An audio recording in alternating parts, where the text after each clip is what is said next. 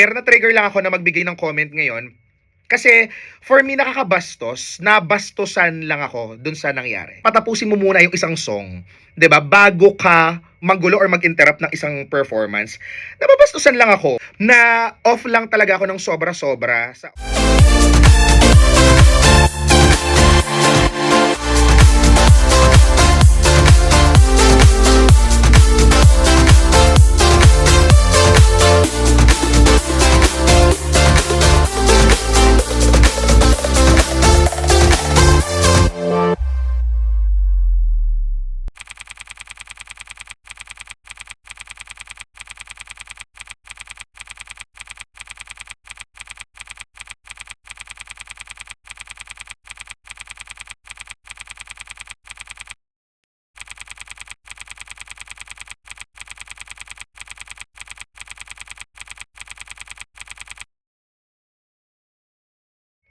Hi, it's Johnny Beriani from Taga 91.1. Napapakinggan mo ako weekdays from 4 to 9 p.m. sa Tag Pakap na dito sa radio station natin dito sa Dubai, United Arab Emirates. So, gusto ko lang gumawa ng video ngayon dahil meron akong gustong pag-usapan. Kasi na-trigger ako kanina, no? And pinag-usapan siya ngayon, hot topic siya ngayon sa social media as well as sa group chat namin. And nung pinag-uusapan siya ngayon, hindi sana ako gagawa ng video kasi kung mapapansin mo dito sa profile ko, gumagawa lang ako ng parang, or nag-upload lang ako, nag-upload lang ako ng parang 1 or 2 videos per week, 'di ba? Kasi hindi naman ako monetize pa dito. So, ang fino-focus ko dito yung mga shows na kino-cover ko ngayon maliban sa regular show ko kasi dito ako bayad, nade-delay lang minsan, 'di ba? So, 'yun, pinag-uusapan ngayon all over social media, tsaka yun nga sa group chat namin, yung issue ng Orange and Lemons and si Francine Diaz, 'di ba? Kasi naging viral kahapon. Actually, napanood ko na 'to nakita ko na sa X, nakita ko na sa TikTok. Pero na-trigger lang ako na magbigay ng comment ngayon. Kasi for me nakakabastos, nabastusan lang ako dun sa nangyari. Why? So ngayon, ang Orange and Lemons na frontman na si Clem Castro ay nag-request nga naman ng respeto for artists after siya at yung kanyang band sumampa sa stage sa isang gig sa Occidental Mindoro kung saan itong si Francine Diaz ay nag-perform before them. Sa viral video ngayon sa social media, Orange and Lemons nga ay nakikita po na getting ready for their number kung saan yung event host tinawag si Francine to go up on stage. Syempre, kapag tinawag ka na pumunta ka on stage, ano gagawin mo? Pupunta ka, 'di ba? May mga nababasa tayong comments na sinasabi na parang ang tagal daw mag-set up ng banda, 'di ba? Merong isang banda na parang meron akong band na kilala na sobrang sikat, na sobrang tagal din nilang mag-set up ng sobra-sobra. Kaya nagkaroon sila ng clash sa isang much established na band. Blind item, char. So, yun nga. So, ang nangyari, tinawag ng host itong si Francine at the same time, pumunta siya on stage. Tapos, ginigreet na niya yung crowd. Tapos, nung magsisimula na siya na mag-perform, I don't know kasi sa intindi ko sa sitwasyon, matagal sila ding naghihintay. 'Di ba? So, ang nangyari, dahil nga ang tagal pang mag-set up ng band, tinawag muna si Francine. Tapos, siya muna yung pinag-perform na organizers ng host. So, nung parang ginigreet niya na yung crowd, tapos nagkakaroon ng discussion yung band sa sa background nila, and they're just a few feet away from the actress kung saan yun nga nakikipag-interact na sa screaming fans. Then ang nangyari, she paused for a while, si Francine, tiningnan yung nasa likod niya at tinatanong kung pwede na niya nang i-play yung music. Tapos may mga discussions pa rin na nangyari doon at the back. Tapos makikita ko parang yung mother niya, si Tita Mardek, diba? Nakita ko na rin na parang medyo nagagalit na rin yata doon sa nangyari. Kasi nga, habang nagsimula siyang parang magpakilala, ganyan, maririnig mo na biglang nagsa-soundcheck yung band. Tapos nung nag-start na siyang mag-perform, it can be heard na nag-strum ng gitara yung band. Diba? Ang sa akin lang, kung nagkaroon ng parang konting alam mo yun, misunderstanding sa set or sa schedule, kapag may nakita kang nag-perform na isang performer, kahit pa sabihin mong sobrang established ka na band, 'di ba, na artist, respeto lang dun sa perform. Kasi sabi nga ni Francine, nag-ano siya 'di ba, as isa kong phone, may nagnakaw ng isang phone, charot. May pinost si Francine kanina, nakita ko sa story niya. Hanapin ko nga. In-screenshot ko 'yon dito sa isa kong Sabi niya, posted 23 hours ago. Sabi niya, wasn't able to get all your gifts from you guys. Thank you so much for spending time with me tonight kahit late na. Mad respect for everyone who stayed up late. Sabi niya, respect goes both ways.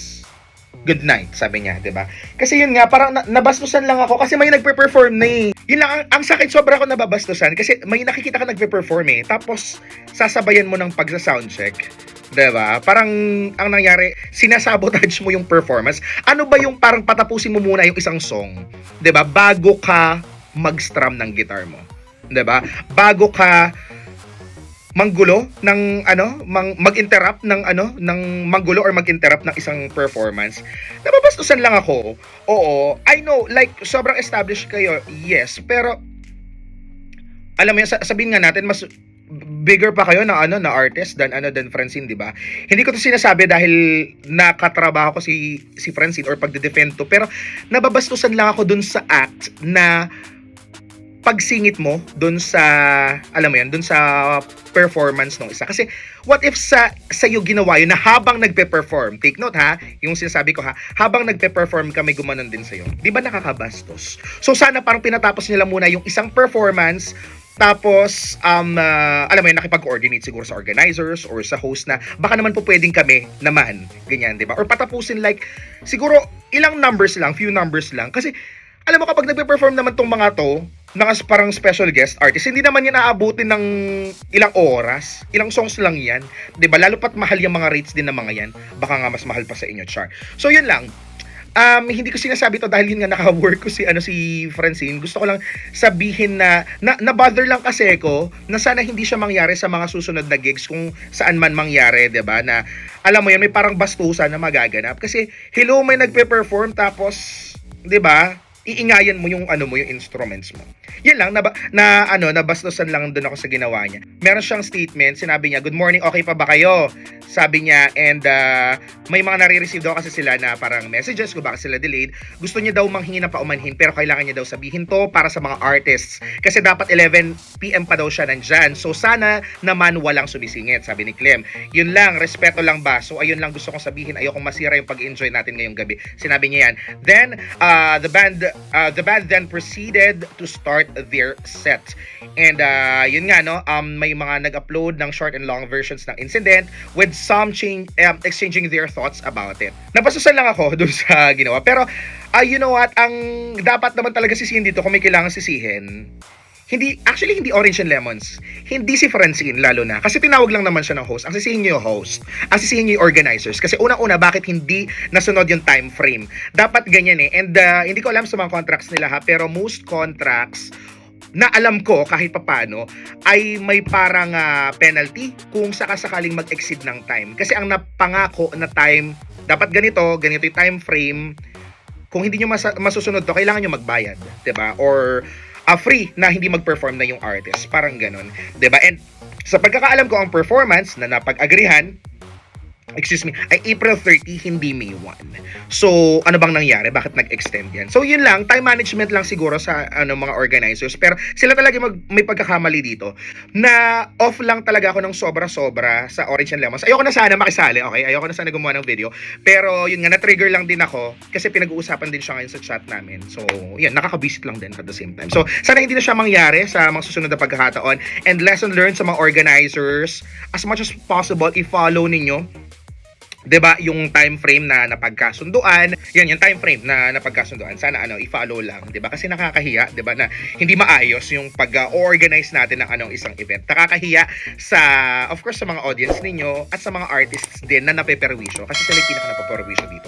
Naawa lang ako nung nakita ko na parang medyo teary-eyed si Francine. So, yun lang naman, and sana magkaroon ng statement itong lugar na to, 'di ba? Para nga naman ma-address itong issue. Pero sila talaga sisihin nyo. O siya, magpapaalam na may show pa ako, ha? Ingat lagi. See you sa susunod na video natin. Bye-bye.